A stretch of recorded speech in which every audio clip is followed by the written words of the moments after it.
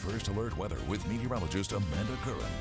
Look at the skies behind you, Amanda. Clear blue. What's that song, Sweet Home Alabama, where the skies are so blue? I mean, I think it was describing a day like today where we have an abundant amount of sunshine.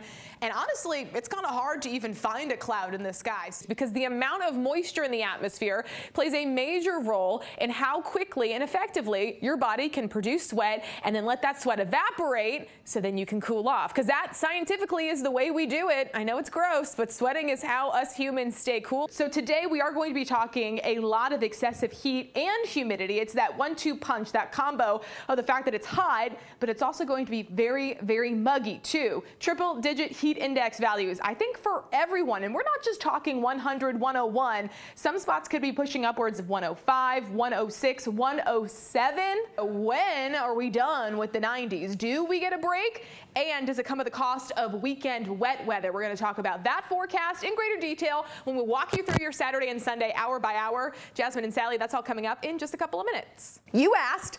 Mother Nature thankfully said, all right, we'll have a little mercy on these people. They dealt with breaking record temperatures and a lot of heat for several extended days. So each and every afternoon has some kind of rain chance. It doesn't necessarily mean guaranteed wet weather every single day for everyone, every moment of the day, but there will be opportunities for showers and thunderstorms as we head through each and every afternoon. We want to show you where that cold front is right now and just how warm or cold it might be where you live. 75 for our friends in Dothan and Eufaula, only 44 though in Demopolis. So if you've ever wondered, hey, could I be a meteorologist in Alabama? You think you could forecast the correct temperature at lunchtime for every single one of these towns as the cold front's pushing through? It's a little bit more difficult than you think. So walk me through a little bit what it's like to reflect 3 years later after this tragic incident. We just talked to the mayor of the city saying that a lot of things have changed in a positive way, and it's unfortunate that this event had to happen for it to do so.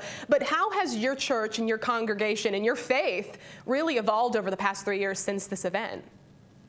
Well, the thing that stands out most to me, you know, if we saw just all green or all red, that's telling us that the winds that radar is picking up on are all in the same direction. When you get the reds and greens mixing together in this fashion, that's telling us that there's some potential rotation happening in the atmosphere. The big question is, when we look at radar data, this is actually coming from the Birmingham radar site, is it reaching all the way down to the ground? Unfortunately, with radar data, especially the farther away from the radar you get, your radar beam is actually going up in the atmosphere. So doing a really good job of depicting what's happening above the surface. Does this translate down into anything on the ground? Well, let's check. What was kind of a discrete solo cell kind of hanging out in its own atmosphere, didn't really have anything around it. It was thriving, but now being overtaken by the faster moving, kind of more organized line could be a good thing for northern Monroe County and then down the line for Wilcox, because if this kind of greater energy swallows that cell up in its rotation, it could help weaken the spin in the atmosphere. It does not mean that a threat in general for impactful weather would just be completely gone. It just means there might not be as much rotation able to happen in the atmosphere. Still emphasizing the fact that tornado sirens are not a reliable source of weather information. Now, it doesn't mean they're not a good source, but weather sirens are meant to be heard outdoors. So a lot of people in the past couple of weeks have come up to us and said, hey, those tornado sirens didn't wake me up. They're not meant to. That is not their purpose whatsoever. A tornado siren was actually originally invented to alert those people who worked outside, and they still can be a helpful thing to hear. Trust me, I live very close to one. It wakes me up, but that can't be your primary source of information because you need to have multiple ways of getting weather information. So some tips that we like to give people is having multiple sources. So you can't rely on sirens alone. I'll tell you, a NOAA weather radio is almost identical to a tornado siren in the sense that it's the same information getting processed, but it's like having a personalized tornado siren in your kitchen, your living room, your bedroom. So we will always wake you up because, trust me, they are very loud and very consistent until you shut them off. So what does that mean for our forecast? Well, highs today will probably climb into the 20s. Most of you are going to stay below freezing. And we have another night tonight with teens in the forecast, but when does the wind start to maybe become a little bit quieter? We'll talk about that and look ahead to more sunshine as we head into your Christmas weekend, Jasmine. That's all coming up when we talk your new 7-day in just a couple of minutes. You can see just how sharp that contrast is going to be.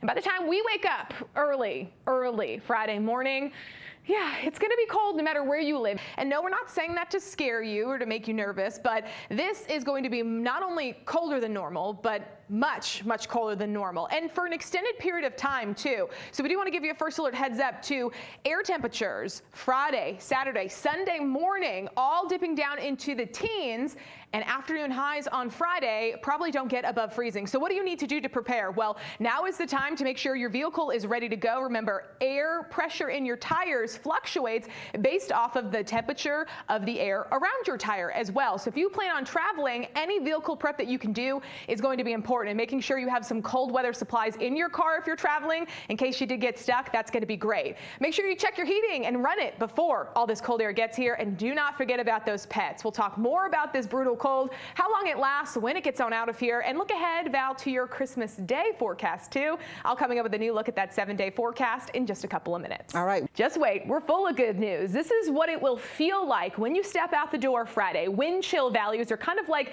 the winter equivalent of the heat index, and we know that one very well, right? So even if air temperatures make their way into the 20s, we're going to be feeling like single digits for the vast majority of the day. We might see wind chill values in the teens as we head into the afternoon, but by morning, this is what we're going to be dealing with. And this is just some brutal cold. 1, if you're not used to it. 2, if you're not prepared and bundled up properly. And 3, if you do not have proper heating. So take today as your day to prepare. This is what we're going to be running into early tomorrow morning. And we know a lot of people not only wrapping up their work weeks ahead of the holiday, but also potentially traveling too. So this is the kind of stuff that you need to think about preparations if you're staying local or going regionally anywhere, because yes, we are cold, but the farther north you head, the colder it gets. Well-defined eye tells us this is a strong storm. Current wind speeds just shy of a Category 5, but whether it's a strong Category 4 or a low-end Category 5, this is a massive destructive storm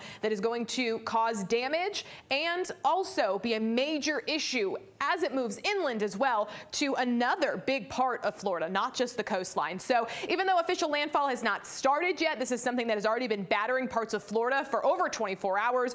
Only going to get worse though as that makes its way inland, especially to the Port Charlotte area. That is the port just south of Tampa Bay in Sarasota County. So initially the forecast was a little bit farther north. This has trended farther south and is going to continue to make its way inland. From there, it skirts along the coast of eastern Florida. Let's give you an updated track to let you know exactly what we're watching. The only consistent part about this forecast, well, it's the inconsistency. So do keep in mind that the next couple of days, there's not one that looks, feels, or will mimic another. They're all kind of different in their own kind of shape, form, and fashion. So do keep that in mind. There is a lot going on over the next couple of days. So let's kind of track it out so you know exactly what to anticipate. So if you don't like the chilly air, this is going to be a nice afternoon where maybe a light jacket would do. I feel like it's like Miss Congeniality when she talks about the perfect date. April 25th, I think, is her perfect date. Maybe today is going to be our perfect date where we talk about temperatures at or on either side of 60 degrees with some sunshine, just not an abundantly sunny day. And look at that, much of next week cooler than normal with highs in the 50s and 60s, and rain chances could be making a triumphant return to the 7-day forecast. So finally, after weeks of quiet conditions, we are excited about the fact that we have not only more fall-like temperatures, but also the return of some wet weather as well. That gives you something to smile about, right? So